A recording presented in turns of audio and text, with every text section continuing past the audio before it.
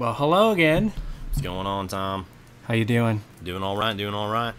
Welcome to the Butler Show. My name is Tom, and sitting across from me is James. James, say hi. What's going on? Nice to be back. So I was thinking about this story a couple weeks ago, okay? Okay. I've already kind of teased it to you.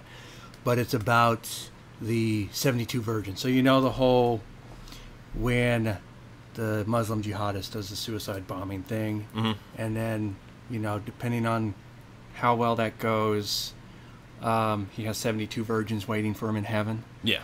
So I was thinking about that a couple of days ago. To me, that sounds very exhausting. Now think about this, okay?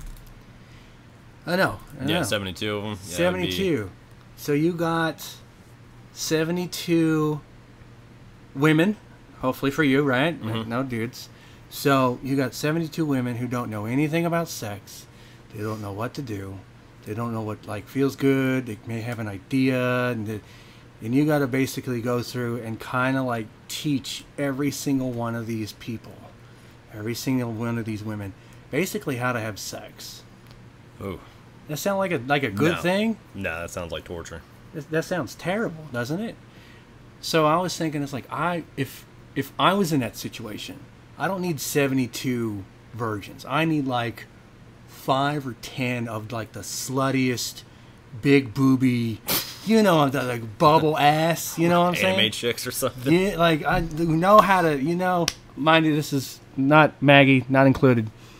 They know how to suck dick. They know how to ride you. They know how to do all this crazy shit. And of course they're loyal to you. But they're smoking hot, and they're just dripping with fucking sexiness. You know what I'm saying? Yeah. It's excuse me, there's a bug here. I don't 72 virgins seems like a lot to me. Yeah, that's quite a bit. So yeah, it's just something that crossed my mind. I was driving home one day and I was like, 72 virgins, man, that's a lot of work. And it's teaching them what to do, and just what if they're not good? The first time I had sex, I was okay, but I wasn't like I am now. Yeah. And it was just one of those things of just you're gonna do that 72 times? Need a video to show them or something. I don't know. Yeah, it's here's a porn library of here's kind of what to do. Yeah. You'd have to do something like that. And I thought of the Family Guy. Family Guy made fun of that, where somebody blew himself up and he goes to heaven, and of course the 72 virgins are the Magic the Gathering, World of Warcraft's nerds that play the game. Not everybody's a nerd, but I'm just saying, it's the episode, you should see it. And they're just they're focused on their games, and they're hey, come join us, we got a level whatever in Magic and stuff. I don't know the Magic stuff. So. Yeah. But it was kind of funny. It was just yeah, that'd be terrible if I had to encounter that. Yeah, it definitely would not be fun, in my opinion. Not 72 of them. No. It's way, way too many. So, how are you? How are things? All going well, man. Just working and chillaxing. So I know. Where did we leave off in your Afghanistan stories? Do you remember? I think we were about to get to them. About to get to them. Yeah. We kind of covered a little bit of your boot camp stuff. Right? Yeah, boot camp and School of Infantry and stuff. Yeah. So there's quite a bit of stories in every little area where I was. Something crazy always happens. So where would you like to begin? Oh, I guess we could just go with Afghanistan, since we got Ukraine going on right now. Yep. And kind of learn how the Russians are just getting swatted around by Ukraine real good. Of course, thankfully, we didn't have to deal with javelins and all that other stuff like they're dealing with. Oh my God. It's some of the, I've seen some of the footage of the drone attacks, it's the Ukrainian drone, and they're just bombing the tanks at a distance. So you just see this itty bitty little tank, because the drone's 200, 300 feet in the air, and then you just see this little dot just go to it, and then it's just all the fire. Oh, stuff. yeah. So I've seen a couple of those on my Instagram and things like that. I'm just yeah, and you just see the tank turret just fly up in the air. This thing is how much do you think that weighs? Tank turret? Oh God, probably thousands of pounds. Yeah, easily. And this thing's just getting tossed up in the air like a beach ball. Yeah, because on those the 72s, they have their ammo stored all around the turret. Mm-hmm. So that's when they get hit. That's why the top. So it's just off. everything's igniting. Yeah, everything blows up because they have auto loaders. Even in our Abrams, they're all self-loaded. So a Marine or Army guy's in there and it's like in the back behind him. So he'll come back and there's a door that opens. You push open the door, you grab the round, and then you throw it in there to help prevent it from blowing up. Right. So they can shoot faster than our Abrams, but it's a lot safer to be in an Abrams than the Russian tanks itself. Yeah, they don't look like they've been updated since probably the 90s. Yeah, they had their newer tank out, but they haven't sent them to Ukraine yet because I don't think they want to spend all that money and watch them just get dusted real quick. Yeah. I don't think, I hear their economy's not doing very well. Oh, no, not with all that stuff going down. Yeah. But apparently Putin's got, like, control of the news, like, completely. Yeah. It's like communist China in a way. Yeah, I mean, I think even China's not really technically, quote-unquote, as communist as what they were back in the day. Yeah.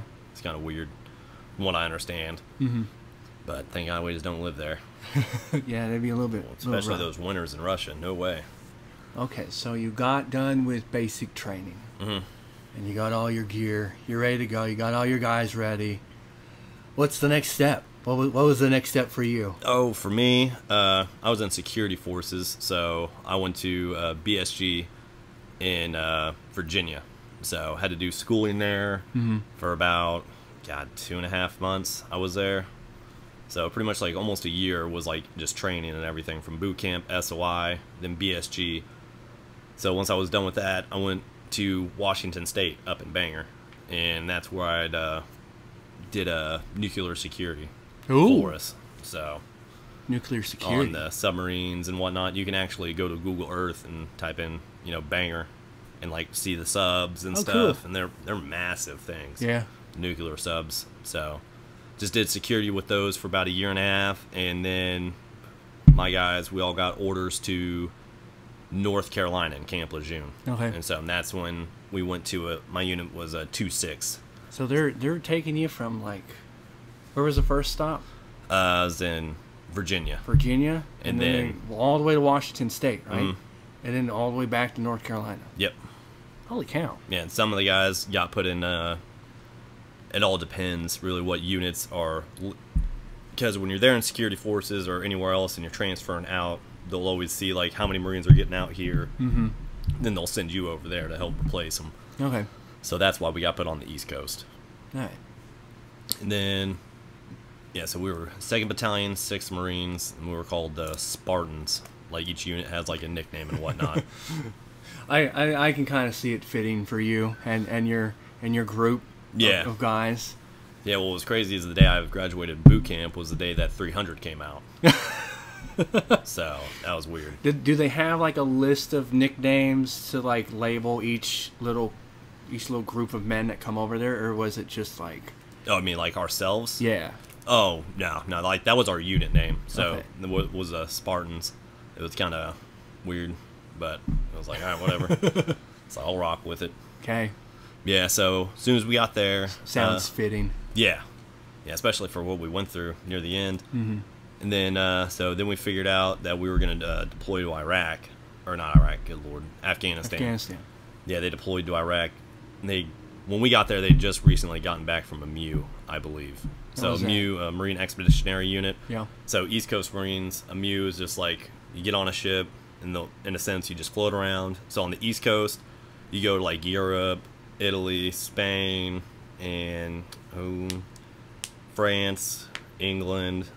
I never went on a MU, so I don't know all their stops that they would make. But then if you're on the West Coast, then you go to like Japan, the Philippines, you can go to Australia, all the cool places, So I was just kind of like, oh man, it's like don't get to do any of that stuff. So you get to go over and hang over in Europe and all that. Yeah, if you do go on with the East Coast, but you're pretty much there in case something pops off in the world, and then Marines can be you're right there, rapidly deployed anywhere. So are you just chilling out at this time? Just hanging out over the shores of Europe?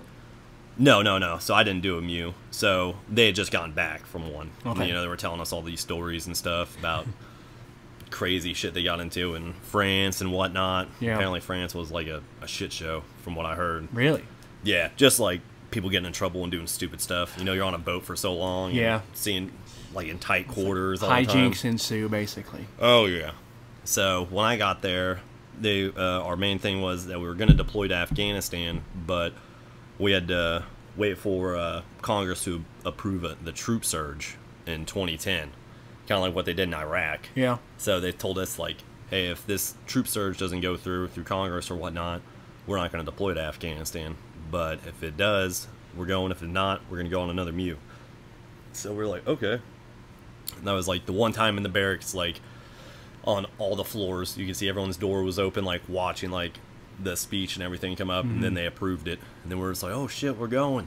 Just like you're not just going to be riding on a boat. Yeah. Off. Yeah, so then we knew we were going to go to Afghanistan. And then you do what you call is a build-up. So that's when you do all these like necessary training elements and stuff we did ours like for, God, longer than a year. It was like a year and a half. Because we were doing like a pre-build to our build-up. So, like, remember we went to one Army base in Virginia. And I'd spend a fighting hole. So it's a hole that you dig out. And the shitty thing about that, me being short, is that you have to dig it till where the tallest person's chest is, like right there, so that you can stand on their side. Right. You know, so that's even more digging that I got to do on his side. So how tall was your person, I guess you could say? His name was Peters. Peters was like 6 foot something. So that kind of sucked really bad. And I was like, you big bastard. So you gotta dig a hole enough to cover him. Yeah, so you're my like side, up to I'm here. fine. Yeah, my side I was fine, but on his side, you know, we had to like really dig into it. You better be helping. Oh yeah, Better be but you had to like take turns and stuff. But we ended up staying in those fighting holes for that phase of the training because it was like our company was over here in fighting holes. The other company was out doing mount down training, clearing out buildings and stuff. And then I think like golf or somebody was like doing vehicle training, you know, convoy training and whatnot. But we had to stay in there like for 4 days. Oh my God. Yeah, just in a fighting hole, and you're just like, just chilling. oh yeah, it's boring. You know, and then you have to stay up at night.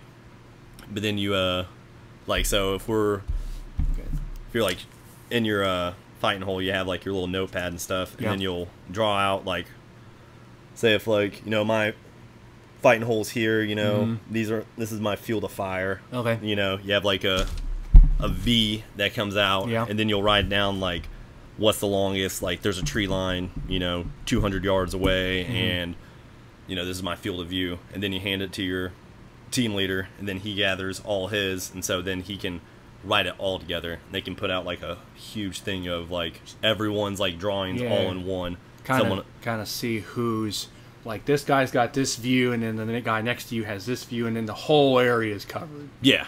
So then one guy just writes it all out, and they can kind of see what all can be covered, like with mortars or machine guns and whatnot. Then, so after that training, it was just, it would be like, we'd go out to the field like for 2 weeks at a time. Once we got back from Virginia, go out for like 2 weeks, and then you have like a weekend off, go out in the field again for another 2 weeks. It was that like that for a year. Ooh. Then we went to their final testing is called it's in 29 Palms in California, in the desert down there. Yeah. You know, it's horrible. Talk about nothing. And it was, oh God, when we go there? We went there like in June? No. I think it was like fall. No, it was springtime. We went there in the spring, and it was still pretty hot because we went to Afghanistan in June. So we get down there, and I was with my unit, or with my company, and then they took guys from each company and stuff and put all of us and those guys that were selected into the police mentoring team. So then I got pulled for that, and so I was inside the police mentoring team, which means I had to do more schooling on how to like train cops, Afghanistan cops. So you're like going to school to go to school. It feels like, in a way. Yes. Then we had to learn about, you know, AK-47s, PKMs, Dragunov, SVDs. Then we had to take culture classes. You already take them, you know, beforehand, but now we had to like amplify it a lot since we were going to be working more side by side. But you know, the other companies were working with the Afghan army too, so it was kind of, you know, just like whatever. You know, they just didn't get as much. But so you had to learn like phrases and whatnot, learn about culture and stuff, like Pashtuwali, like with the Lone Survivor. Mm-hmm. You know, we had to learn about that before it like became a movie and all that stuff. Really? You hear about the story. Yeah. I was just like, whoa. Holy cow. Yeah. But it was kind of cool. You know, we did like training. We had to do the thing called like the murder house or something, mm-hmm. and they have like actual people that have like, you know, like missing arms and legs, and it's a simulation, right? So we were out there with the cops patrolling in a fake town, you know, in Mojave Desert, and then, you know, all of a sudden you see like this wire like come down with a fake RPG and hit this room, you know, in a building. And you're just like, whoa, like, then they, like, act like they're, like, been wounded and everything. Yeah. So then you go inside, man, and they have, like, fake blood, like, sprayed everywhere. Oh, my God. You know, and you're just going in there, you're like, whoa.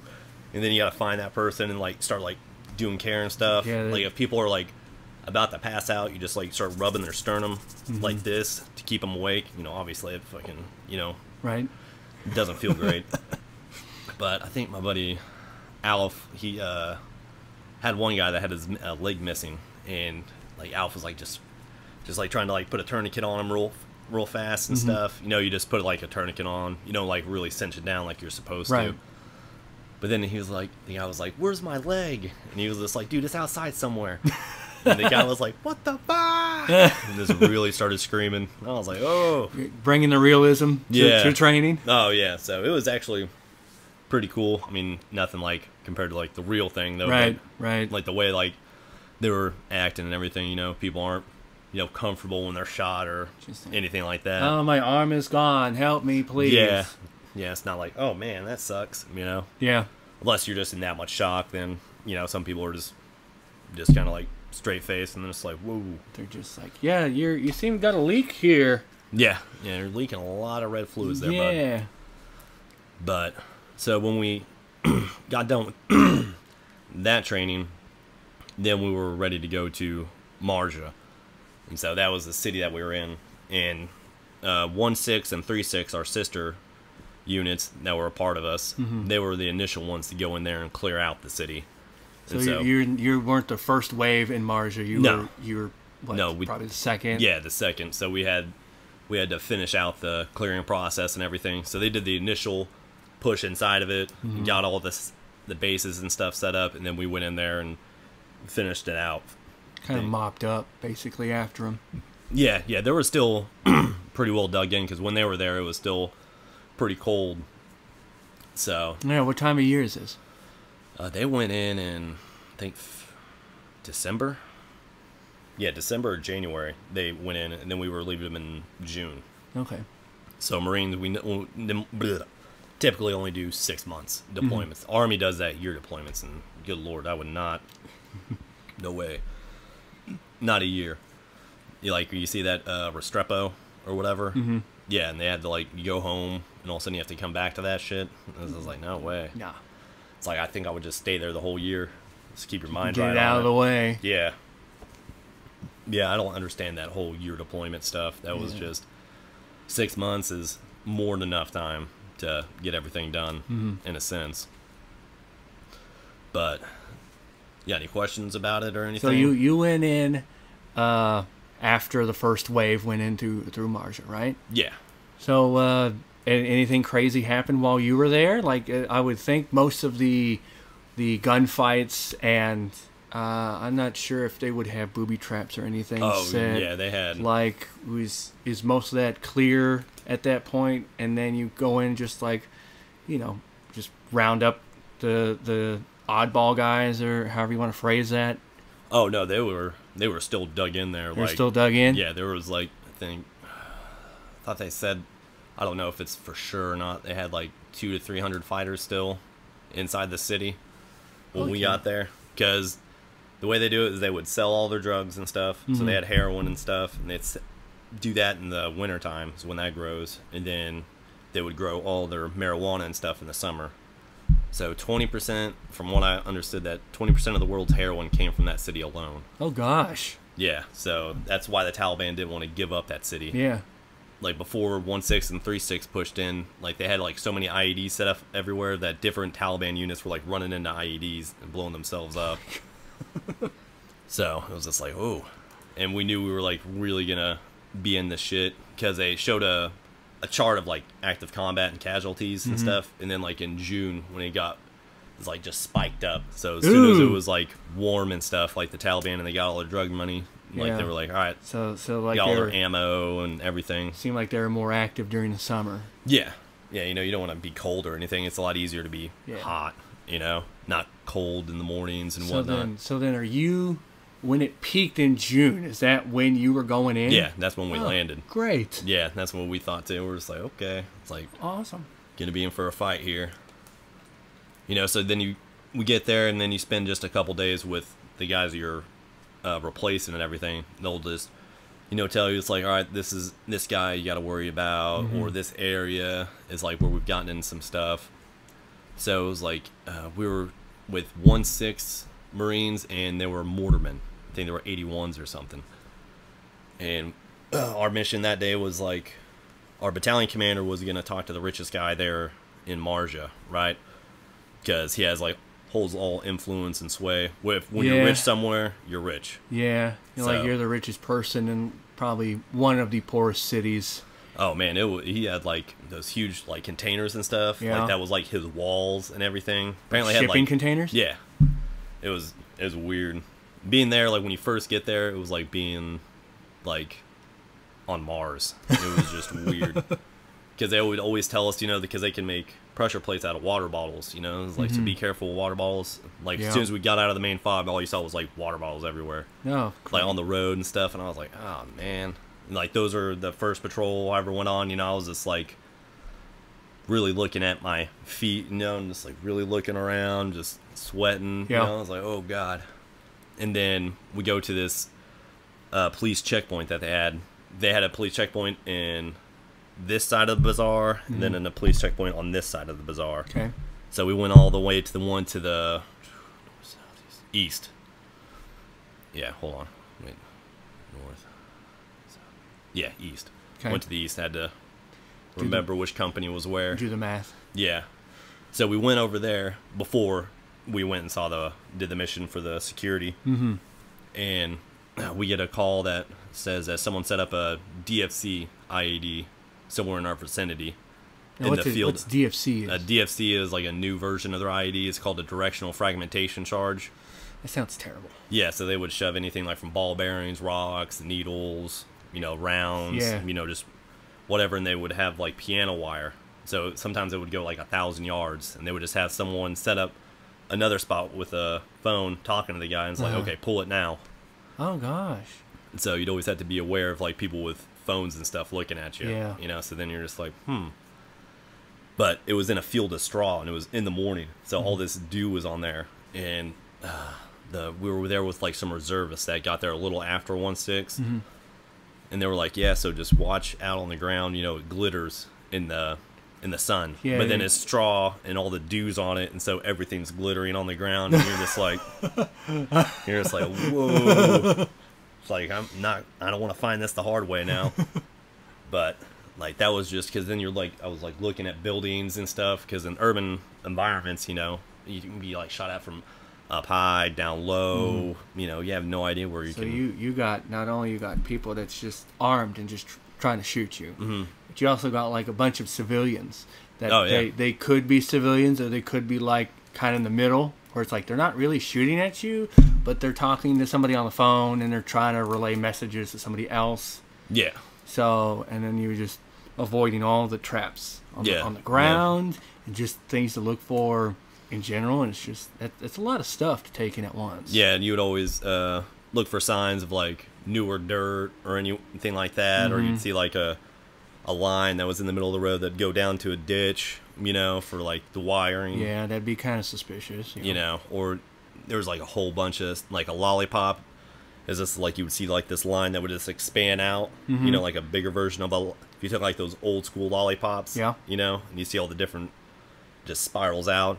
Like that's another version. Like for a daisy chain IED, it was like this IED would explode, but then it's hooked up to this IED. So if you're driving along, then this IED hits you, then that IED hits you, and the next one hits you. So they'll have somewhere like it'll funnel into other IEDs. Yeah. Yeah, a lot of wiring goes into that. I just think these guys are a bunch of cavemen out in the cave. Oh no, they know how to. They know what they're doing. Oh yeah, yeah, they know how to set up complex ambushes. So they would get like complex ambushes. So if like I'm walking this way, then they're set up over here. Okay. And they shoot at you. That's just a simple ambush. Right. Then you're just like, oh okay. So a complex ambush would be like, so they're sitting up here and they shoot at us, and then we come in to advance against them and push through them. Then all of a sudden, guys above you. It's called so they got L-shape ambush, and then all of a sudden they hit you. And then now you're getting attacked on two sides because they funneled you into an attack zone. Mm-hmm. Or they could have just had an IED goes off first, so then then say if like you already have a guy wounded now, so now you're down one. Right. Then they shoot you, and then you try to push in. Then they come back down to you. The L tack. Yeah, or they can do a U shape where they're on here, here, and up here, or down here. And then just because they shoot at you here doesn't mean that they didn't set up another IED trying to bait you into that. Man, so these guys play dirty. Yeah, so then you start shooting, then you can go in on them. And they would set up IEDs under these little mud bridges and stuff that would have, because they'd have a main road, then they would have a wadi come up and down like that, and a wadi come up and down like that. And they would have like little mud bridges, and then they would set up the IEDs on those. So you try to go over the bridge, and then you're done for on that bridge. So then we would just have to like jump through the water, and then just try to like climb out. Yeah, I've seen some of the videos where they don't really, the soldiers don't really go like the path of least resistance. Yeah. Because that could be any number of things. So they either go through the water, wade through like the ditches. They look like ditches. Yeah. And then they got to climb over the hill and stuff because, So. Yeah, that's all it is. So. Got all that stuff. But, so when we went and did the security on... for the richest guy, right? So we were with the 81s and we pushed out a little bit further, so we had to do an ECP entry control point.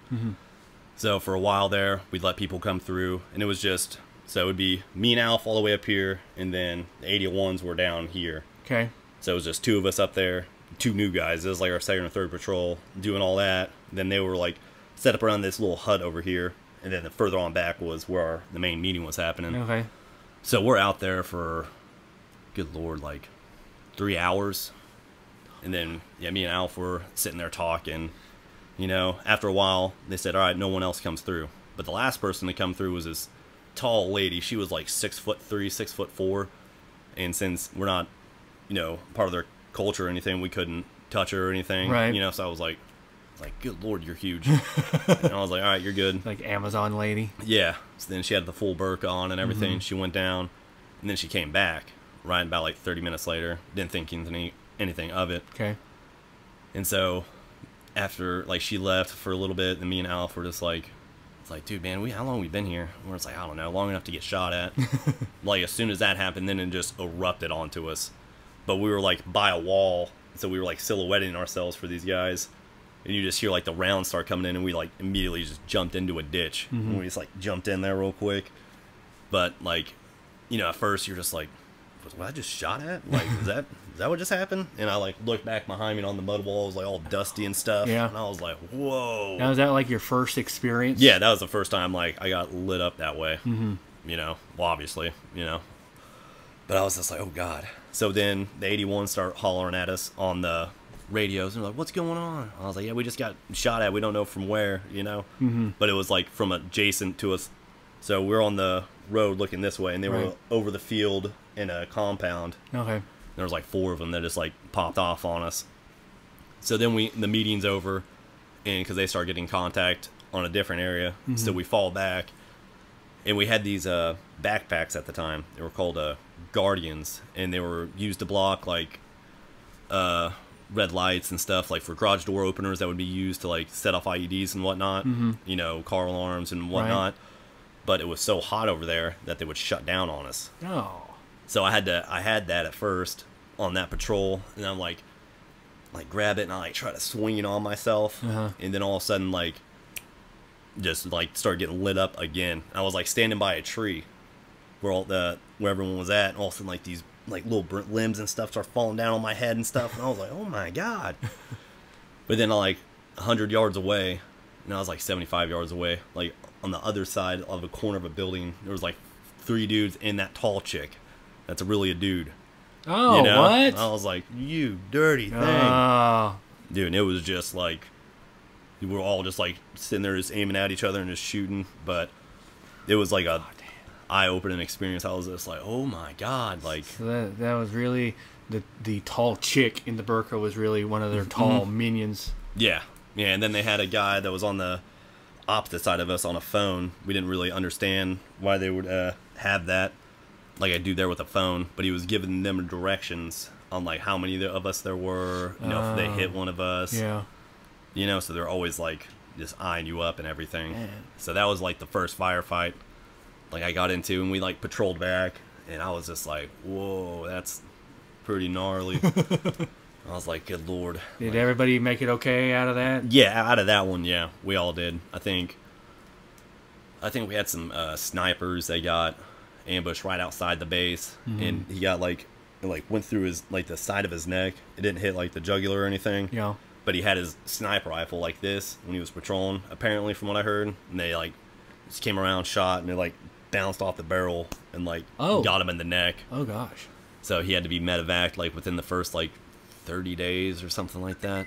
Huh. I was just like, good lord, man. You know, because you'd think that it would be okay, you know, to like, we're going in there after they already fought like 1-6 and 3-6, but they wanted it all. You know, they wanted everything we could throw at them. You know, it was unreal. Then like the bazaar that was there, yeah, you know, that was like our main point of interest, because the government center was also there where the mayor was. So we had to always like make sure that area was good, and like eat. They had like a bread maker there. You know, they had like different little shops and stuff. They had like Thailand Red Bull, maybe like some Arabic Mountain Dews and stuff. And they had the peel tops, so it wasn't like you crunch it in. It was the 70s style. You know, I thought those were the coolest little things ever. They still have those out there somewhere. Yeah. So, and then we were able to get money on base, American money. And then we would like, you know, give them like $20 for, you know, some pops and cigarettes. We'd buy cartons of cigarettes, like Pine Lights, LM, 88s. Then they called them Taliban cigarettes. They were like Marlboro Reds for the Afghanistan, but I forgot what they were called. But they had these Japanese cigarettes called Type 88s, and they had the filter. Then right above the filter was like a little charcoal line in there. Those cigarettes were pretty good.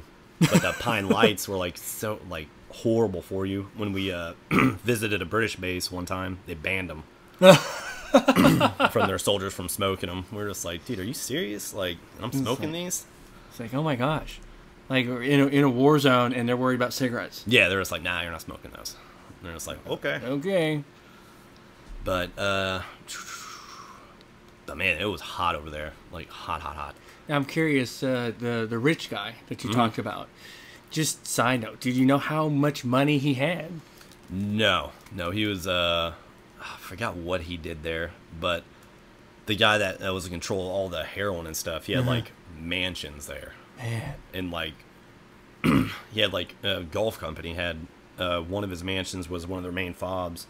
And it had like huge like windows like a church, and it had like the different stained glass in there and everything, air conditioning units all in it and everything, because they would run generators and stuff. It was just gnarly. Like, seeing he had his compound was like huge. Apparently like he would just do gun runs and stuff like with heroin. It was insane. Yeah, because I saw like I was in we had to deliver prisoners like one time to a British base, and like it was in a city called Lashkargah. It was kind of cool. Like in the center of the city was like these doves, and their wings were like coming back like this. So there was a dove here and a dove here, and their wings were going with each other. And then in the center was a globe of the Earth. And it had like America and all that stuff on there. Rich people things. Is this all statues and stuff sitting in the middle? No, that was like the only one. But that was like a huge city. I saw like a brand new Range Rover there, and it was crazy. Huh. Get rocks thrown at you by kids and stuff. You know, I was like, damn it. Were the kids nice over there? In Marjah, at first they were. Yeah. You know, they'd be like, Marine, Shanraka, Marine. Shanraka means give me things. You know, so I was just like, good Lord. You know, then they would be like, biscuit, or a cookie, yeah. You know. I think one time, there was this little girl, right? And she was just like, tried to like yank a water bottle out of my drop pouch, you know? And I was like, whoa, it was like, here, you know, just ask for it. Right. You know, it was Uba. And they'd be like, Marine, Uba, which is water. And I gave it to her, and then she just like pours it out right in front of me, and then puts it in the ditch water and fills it up. And I was like, what the fuck? It's like, I could have drank it first. She's gonna dump the clean water out. Oh yeah, well she doesn't like. They don't know what like running water is and stuff. They're so poor. Their water's just the one that's out in the ditch. Yeah, so they don't know if like we have like chemicals and stuff in there. God. Okay, whatever, lady. Yeah, we got. I think we got questioned one time, some kids asked us, which family member we had to kill to become a Marine. You know? It was just like, what? It's like, man, yeah, some weird questions. Yeah, like, I want to be hard. Who do I kill to be hard? Yeah, so we were just, like, kind of played along with it. It was like, whatever, free advertisement, you know? It's whatever. Then, they thought, like, a lot of the villagers, like, thought, like, our Oakleys and stuff could, like, tell if they were lying, or we could see through walls and stuff. Like X-ray goggles, X-ray vision. Yeah, they used to think like some of them like asked like what type of liquids we had in our camelbacks and stuff. You know, because they couldn't understand like how we had all this gear on and stuff, and we were like running around in the heat like madmen. And I was like, nah, it's just a liter of water. That's all it is. Nothing crazy. Yeah, but we would I would go. When I first got there and it was like 140 degrees or whatever, like I drink like a liter of water like in 30 minutes. Whew. And you're on like a 3-hour patrol and you're just like hurting. It's so hot there, it just hurts. Probably peeing like a fountain. Oh no, you just sweat it all out. Yeah, okay. Like when I first got there, I think I drank like 32 bottles of water and only went piss once that day. Just because I thought I had to. Oh my God. It was just... And then everyone's like pissing in this one area, dude. So you just imagine the stench. Because I had to like throw lime on it, but it just didn't help it out at all. It was horrid. Just a weird time. So did you have all your MREs and stuff with you too during this? Only if we were going out like overnight and stuff. Like on the two police checkpoints before the bazaar. For a couple weeks we would go out at night, so we'd take an MRE with us, and then one person would stay on watch. Two people would stay on watch at night to make sure like no one snuck up on us or anything. So then you would take like a good Lord, my throat's dry. Want something to drink? I'm good. So you would take a evening MRE and then a morning MRE and just eat that. And then you would try to conserve all your water that you could, because if you drank the waddy water, it would just fuck you up. You'd start puking and stuff because you're just not used to that water. Like, it's drinkable water, but it's just, you know, on the water we drink here in America is all like filtered and everything. Yeah, it's all clean, you know? And multi-filtered. You know, it's like if you went out there and started drinking like lake water, you know, you're not gonna feel good after a while if you constantly drink it. Especially if you got like a liter of that in you. Yeah. So it's just your body's just not used to that. Yeah. Then let's see, what else? You got any questions about it? No, I'm good. Just keep going. I'm listening. I'll go off what you say. Yeah, I remember I think it was like the third firefight. So we were like so small in the PMT team that we had 3 squads originally, which was too many squads. But we eventually went down to 2 squads. And that way it was like a lot more manageable and stuff. Mm-hmm. So the way we would do is one squad would do morning patrol, and then the next squad would do afternoon patrol. Then whoever had afternoon patrol would do post on the night, so they would be set up in the towers and stuff.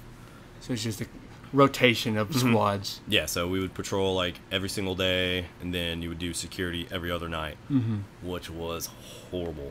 I think I had last Firewatch every time, so I would always be like up, like at like, I think I had watched like from 5 to 7 or something like that. Yeah. So I was just like, God, I always had to stand that post, like bullshit with the cops sometimes. I felt like an idiot one time. Like, this cop comes up there and he was like, a lieutenant or something. He was like, Marine, cigarette? And I was like, yeah, sure, fuck it. And he like handed me a cigarette, and then like I go to light it, and the asshole like hands it to me backwards. So I light the filter on. No. I was like, God damn it. Then he just laughing his ass off, and I was like, God damn it, looked like an idiot. And he just handed me another one. I was like, oh. You're gonna get this one right this time. Oh yeah, had to. But that was like gold when you're out there in Afghanistan. It was like when people would send you gifts and stuff, or candy, food, cigarettes. I had my buddy at Falks, and this dude was a Dr. Pepper fiend. I'm talking, like those people that when people like Dr. Pepper, it's not like, oh, it's like it. They'd fucking, that's their jam. That's everything. Like they drink it. Yeah, they're gonna stab you over it. I remember because he was doing like the radios and stuff he was our main radio operator on the base at that time, and I was like, hey Falks, let me get one of those Dr. Peppers, man.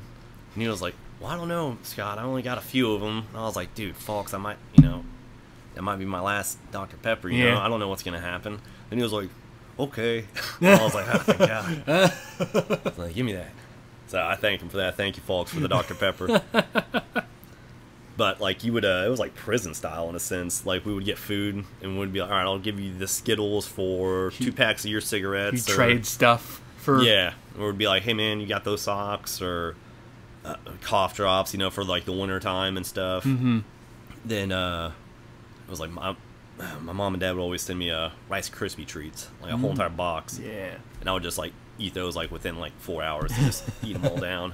But my dad would also send me huge bags of Skittles and stuff, and I would trade those out for like American cigarettes, like Marlboros or anything. Because my dad, he would always send me Echo brand cigarettes from Oklahoma.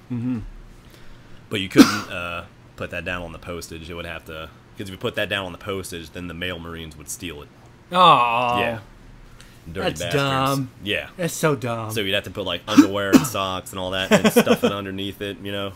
So it's like, yeah, it's just underwear, whatever. Keep sending, just send it. Yeah, tobacco, dip, and cigarettes. Oh, that's ours. Yeah. So there's actually like male Marines out there that sweat out at all the mail and everything. Which, good Lord, they'd have to go through a shitload of mail. And, like make sure like we put it in a Connex box, and that convoy, they would have to convoy the mail to us. And one time, the mail truck got hit with an IED. Oh. Like they hit one. We're just like, is the mail okay? And they're like, yeah, it's another truck, and everyone's fine. We're like, oh, thank God. It's not our mail. It's fine. Yeah, it's like, I just need my mail here, I want candy and all that other stuff. War zone in the middle of nowhere. It's like, God damn it, I need my cigarettes. Yeah. From Oklahoma. Then one time they delivered like a bunch of Arabic milk, and it was like strawberry milk, and it was like during the middle of the day, and it was like just little cartons of it, We got it from the Chow Marines. It was like 140 degrees. I was going to say, it's like... Oh, no, we didn't care. We're all like fighting for cereal and stuff. I got my Cinnamon Toast Crunch, and I like ripped it open. And like poured the milk in there and just started eating it. I was like, oh, so good. A little taste of heaven, a little taste of home. Oh yeah, yeah. We already did our patrol that day, so we didn't have to worry about running around. Okay. There's a story here in a minute. I'll tell you about some guy that ate or had like cranberries and milk, and we got into a firefight a little later on in that day, like an hour, like 30 minutes later. He ended up hating his life. Okay, I wrote it down. We'll get to it here. Yeah, so I remember we went on this one patrol, and I was like, that was back when we had 3 squads, right? So we had to pick up other Marines from other squads to kind of fill in the voids. Remember, I had my buddy, my corpsman, his name was Kitchens, fucking badass kid. Well, he's older than me actually, so he's just a badass dude. And I got picked, and he didn't, to go on patrol. And I was like, damn it, man! I was the one to listen to music and stuff. Yeah. I was like, damn it, Doc. I was like, you know what, this is your fault. This is your fault. And so we go set out on this patrol, and some officer put fucking gasoline in the generator, or put gasoline where the oil's supposed to go, right? Oh. Or it might have been vice versa. Either way, oil he in the fucked it gas, up. or But like gas out of and the oil. exhaust was like, we were standing over there by the main COC, trying to tell them our briefing and stuff, and we were gonna go on the patrol, and all of a sudden you start like looking on your camis, and there's like little specks of oil all over yourself. You're like, what the hell's going on? So that comes into play. So that generator that he fucked up on was like for the power for the COC, for the radios and everything. Uh-oh. Yeah, so when we're going on patrol with Dixon, and I'm by, like, on the far east side of the bazaar by one of the police checkpoints, and I go in a ditch and out the ditch, right? And then a day or two before, Dixon and them had gotten stuck in a ditch just like that in a firefight. Okay. So Dixon was having trouble getting out of it, and he was like, God damn it, man. He's like, you know, I hate this shit. And he was just pissed at me. Me and him were just, like, yelling at each other, and I helped him up. And then he kicks me off the point. So I'm, like, then at the back, and, like, Sergeant Carey, and he was like, hey, man, you all right? You know, is everything good? And I was like, I'm good. I don't care. You know, I got out of there fine.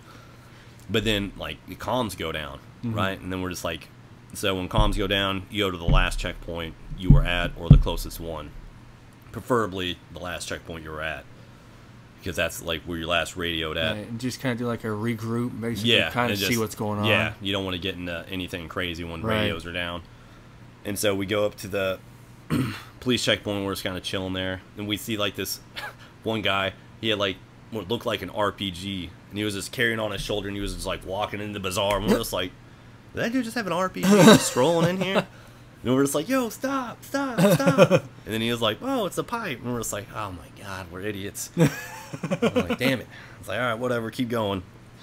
But then, like, up north, also one of our, the reservists, their squad, like, gets all of a sudden, like, just lit up. And they're, like, calling for, they want QRF and stuff, and they had a wounded Marine and a wounded Afghan cop.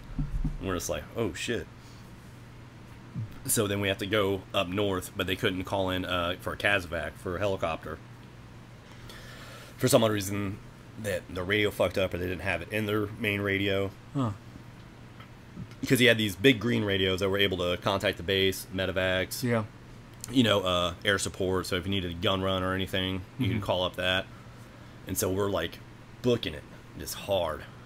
And Dixon had put me back up at front, you know, and I'm trying to have James, I remember, behind me. His last name was James. I was like, dude, what side of the road are they on? I bet that's weird. It's like, James, and then, like, huh? What? Oh, no. Yeah, sometimes it was weird, though, but since it was in the Marine Corps, it wasn't as bad. Right. I just thought it was kind of weird. Okay, so you got James behind you. Yeah, so we're booking it down the road going north, and I'm trying to distinguish, like, what side of the road they're on. So I don't want to go to the wrong side of the road, expecting Marines, and all of a sudden I run into a group of Taliban in the ditch, you know? I just, like, kind of want the heads up. Yeah. So I see this Afghan Humvee just, like, start speeding down the road, right? And just beelines it on the other side of the Wadi Road. And I was like, okay. And I was like, so they're over there. But then I, like, start to notice, like, no one's on this road. Like, there's no people. It's just you? Yeah, it's just us and the cops. And I'm just like, whoa, like, this is eerie. You know, because they always tell us that, like, you know, people would just see, like, it was a meme, it was, like, a photo of, like, an alleyway, and it was empty. Like, people would just think, like, oh, it's just an empty alleyway, and, like, right. You know, and the Marine and Army would just be like, oh, shit's about to go yeah, down. It's like the calm before the storm. Yeah, and so, since I saw that Humvee go that way, now I was like, okay, we're going to cut over. So as soon as we cut over through the Wadi, and we come back up, and we're running, they ambushed that squad, the reservist squad, knowing that we were going to come up there for them. So they had set up an IED for us, and it was on the main road, and then it got triggered off. So I was on this side of the Wadi, and the IED was on that side of the Wadi. I think the EOD reports that came back, it was like 155 pounds. Ooh. Is that pretty big? Yeah.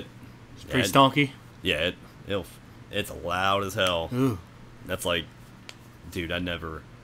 Like, you just, like, just the sound of it, like, going above you and stuff. But, like, it threw me into a wall a little bit.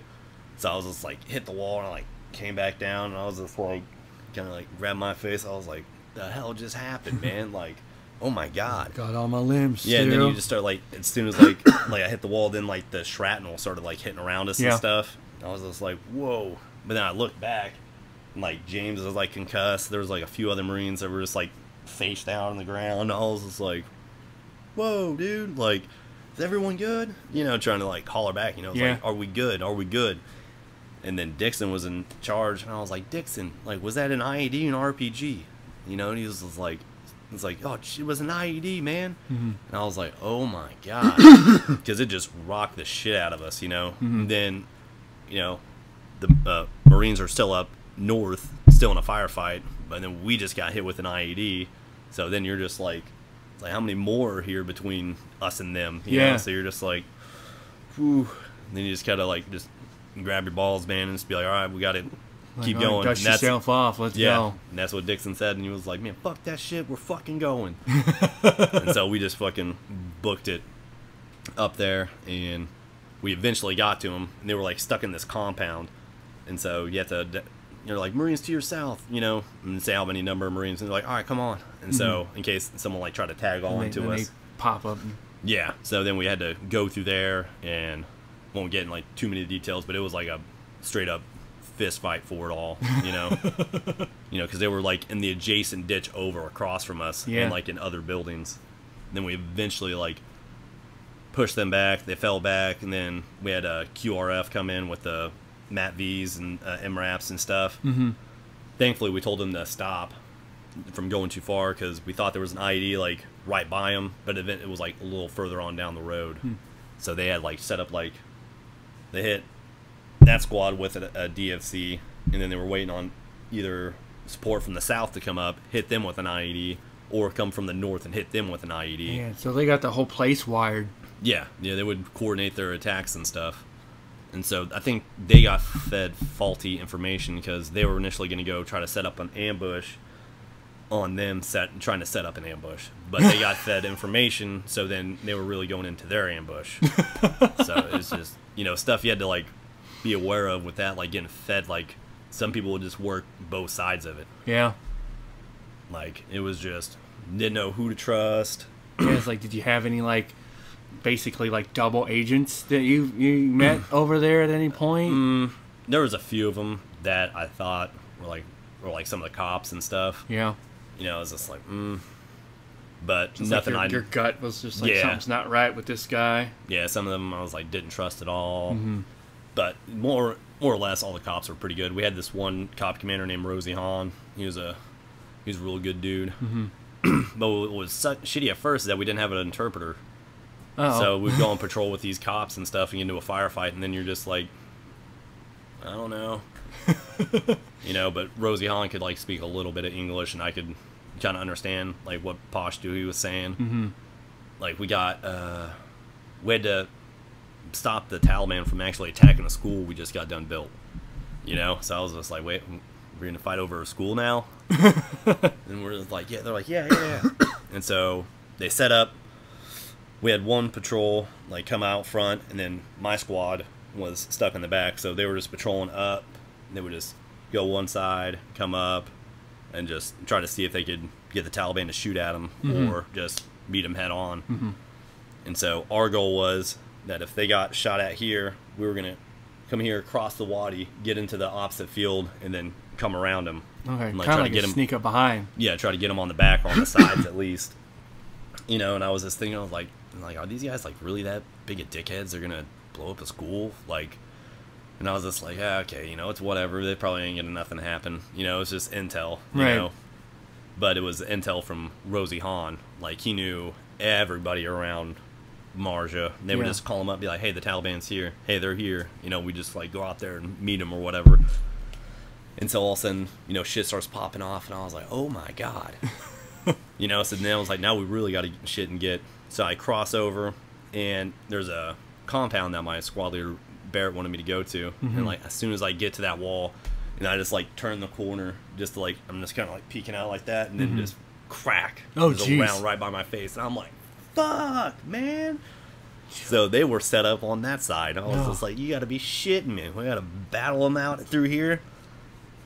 But so we get into a huge engagement with them. They were on that side. Shadow 1, that was our call sign, was Shadow. So that was kind of, so Shadow 1-2 was on the west side, and we were on the east side of the road. And so we push up through the field after we engage them in a decent amount of shooting. Like people think of firefight, they think like you're just like full auto Call of Duty. It's all just semi-auto rounds. It's a lot of, like from my understanding, it seems to be it's a lot of like, you see somebody and you do a couple pops, and then you like hide and you wait, and then you like see if he's like dead, or you got to verify if he's got hit or not. But then if he starts popping again, and you got to, if he's moved, and you got to move, and it's not just like you're just going through. Yeah. Well, you want to conserve your ammo and everything. Cause Yeah. I think I had like 12 mags on me, or just about. Mm-hmm. So 28 rounds apiece. You know, it's carrying a lot of ammo, and that stuff eventually weighs you all down. Then I would have had some backup 203 rounds on my chest. Mm-hmm. Then I had a Law, which is a light anti-tank rocket bazooka. So I had that on me. Then I had, I think, 2 grenades, some flares. And it's like, how do you move with all that stuff? Oh, yeah, you had like your your plate carrier vest, so it was like really thin. Mm-hmm. Like you didn't color them all the way up to here, you know, so like you'd have your straps on, but then there was like a space like this, so your chest is all open and everything. You didn't have any neck guards, so your neck was open. You know, and like your bottom part, like your belly button and below was like open. You know, it was just real just like your lungs and your heart stuff is protected. Yeah, and you had your side sappy plates in here. Mm-hmm. But then, like, the Taliban would try to, like, start hitting us in the sides. They would, if they could, they would try to hit you in there. So then it would, like, come in one side, bounce off that sappy plate, come to the front, bounce off that, and then it's just like ricocheting inside you. Swiss cheesing you, in a sense. So you'd always have to be careful about that. But I always would joke if I got hit with an IED, it's like, no one be around me because I'm going to be a huge boom. You know, because I had the Law and all these explosives on me and stuff. Mm-hmm. So... But then we had to cross this field, and the guy, like, irrigated the field, like, he had, like, little irrigation strips, you know, coming this way. Yep. We're running that way, you know, so I had to, like, run on, like, perfectly on those, you know. So it was me and Cody that had to run to the compound first, and so, or Kitchens, my corpsman, and then we're just booking it in the open. I'm just hearing, like, gunshots, you know, from the west side and everything. I don't know if they're shooting at me or anything, but I'm just like, you're just hearing it and you're just running. I'm just like as fast as I can, and Cody like trips, and I was like, at that point I was just like, shit. I was like, sorry bud, just keep going. You know, because he can get up, you know. So we finally get there, and we take over the compound. You know, we clear out around the sides of the compound and everything. And then B comes up and tells me, it was like, hey man, there's Taliban in this compound. And I was like, what? I was like, are you sure? And he was like, yeah, that's where they were shooting at us from. And I was like, dude, I was like, okay. Like, and so, like, I did, like, it was a pretty decent-sized compound. It's on, a picture of it's on my Facebook. But, like, I did, like, the whole entire thing. Like, I just kind of, like, got on the edge of it and just kind of, like, popped my head over. You know, I was like, oh. I was like, okay, no one's in that. Just like, little pop over here. Yeah. And stuff. So then we go in and we, like, clear it out and everything. That was, like, eerie, you know, because you just don't know, like, I'm going to kick this door open. And that would also, inside buildings, would, if it was, like, carpeted, they would set pressure plate IEDs underneath the carpet. Man, these guys are going to bomb everything. Yeah, so then you, like, kick a door in, and all of a sudden you see carpet, and you're just like, whew. Just, like, stay away from the carpet kind of thing? Yeah.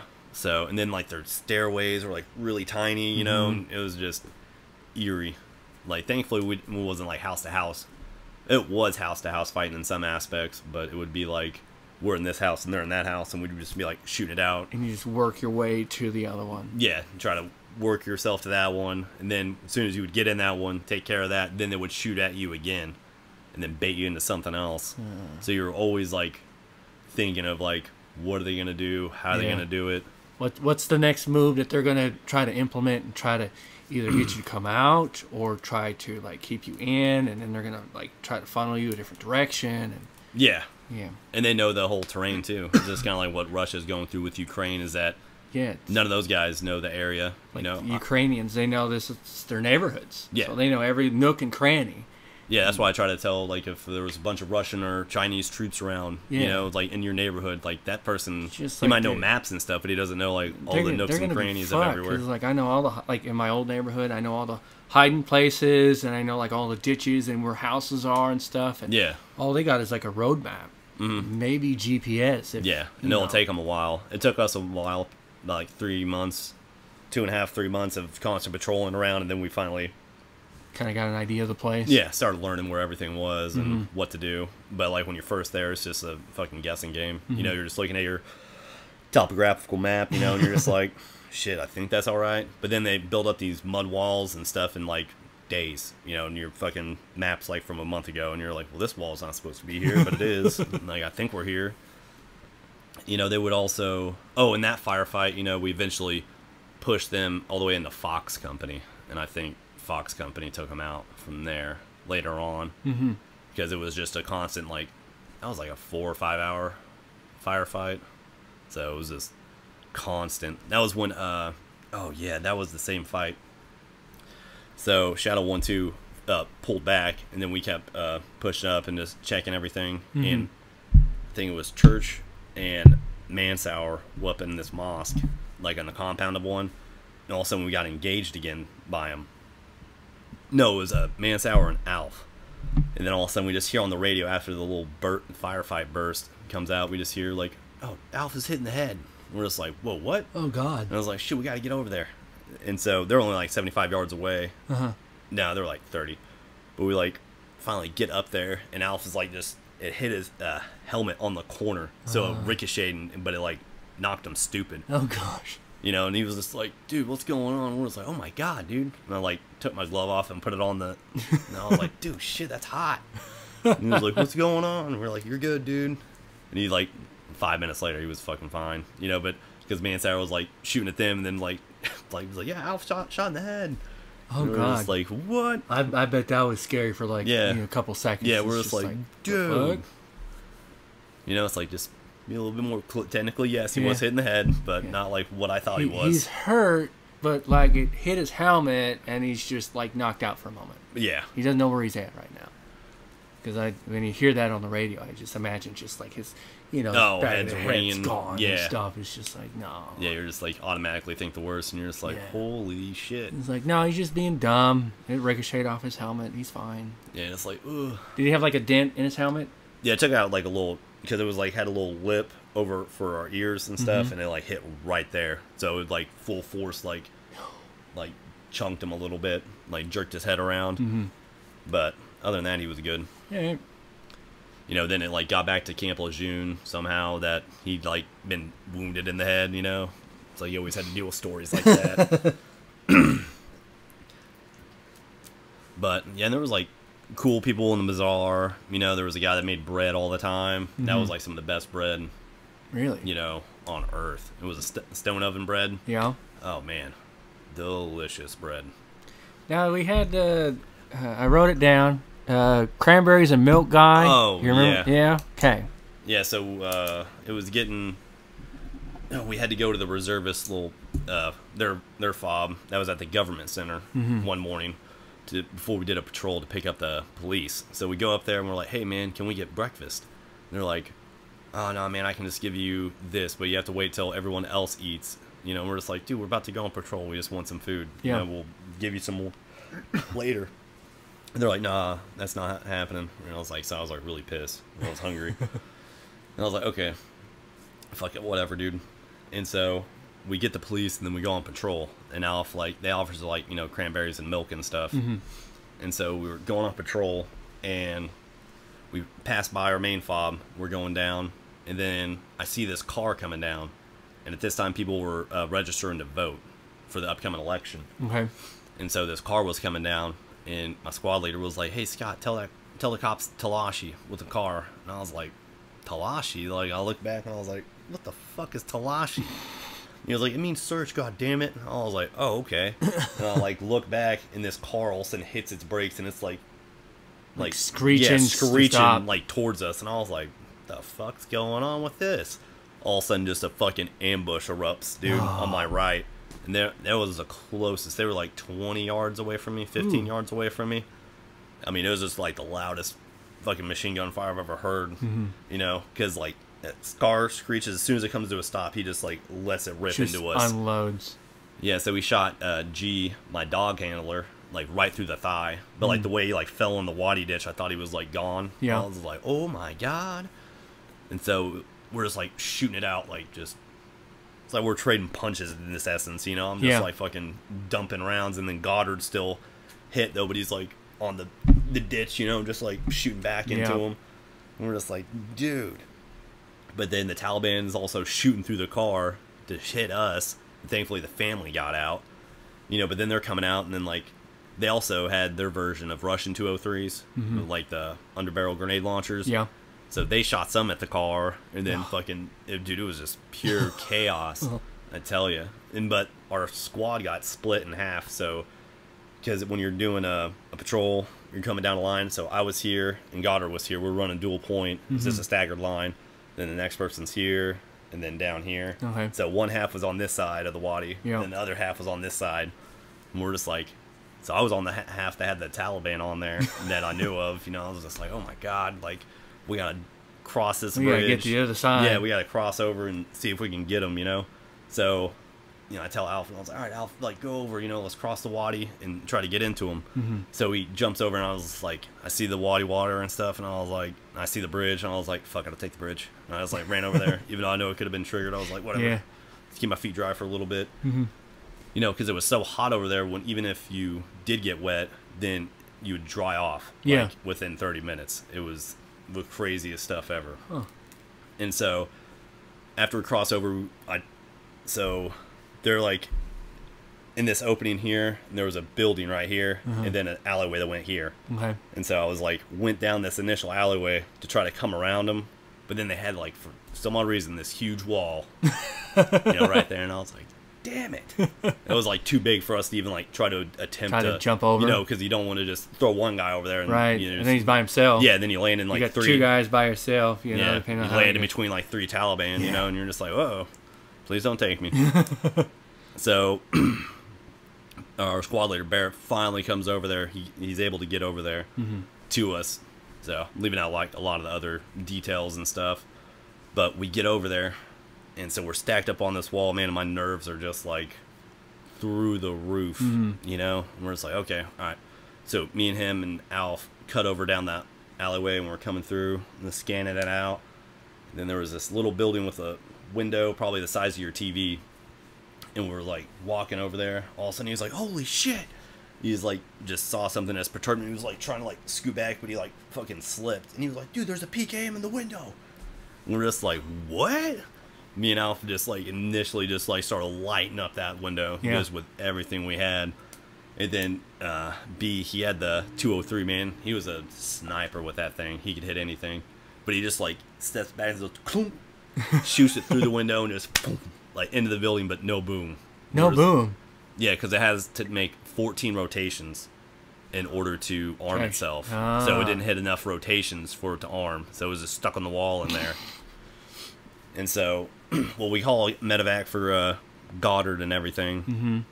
And as we're waiting for the helo to get closer and get over to Goddard, like this cop, Siddiqua, comes up.